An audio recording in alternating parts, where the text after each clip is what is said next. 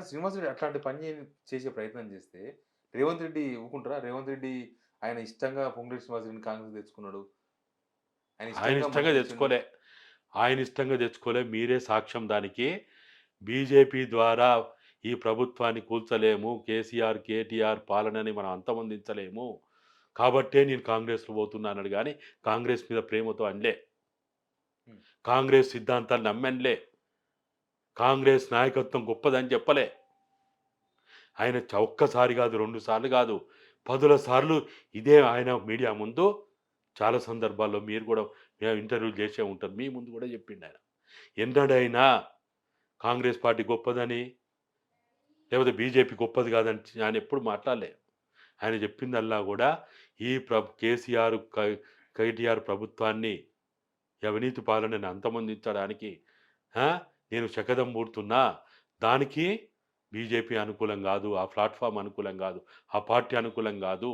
దాని ద్వారా కూల్చలేము, దించలేము అని చెప్పిండు గానీ, ఇది గొప్పదని గానీ, అది గొప్పది గాదని గానీ, ఇది మంచిదని గానీ, అది మంచిది గాదని ఎప్పుడు చెప్పలే. కానీ ఎట్లా సాధ్యం? ఇప్పుడు ఉన్న చాలా మంది ఎమ్మెల్యేలంతా రేవంత్ రెడ్డికి దగ్గర.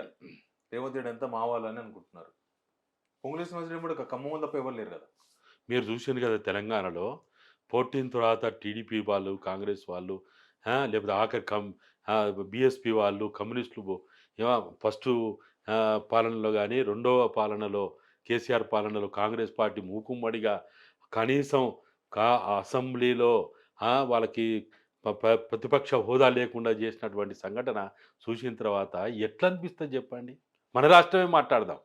బయట రాష్ట్రాలు, పక్క రాష్ట్రాలు చూద్దాం, ఇక్కడ చూద్దాం. ఎక్కడైనా అటువంటిది ఉన్నదా? జరుగుతున్నదా? ఆ విలువలున్నాయా? ఆ చట్టం అమలవుతుందా? ఆ రాజ్యాంగం అమలవుతున్నదా? ఎక్కడున్నది చెప్పండి? కాబట్టి ఇప్పుడు ఏదైతే వాళ్ళు మన డిసెంబర్ 1 తారీఖు నుంచి క్యాంపు పెట్టిండ్రు గదా! హ్మ్. క్యాంపులో ఏం చేసిర్రు వీళ్ళు?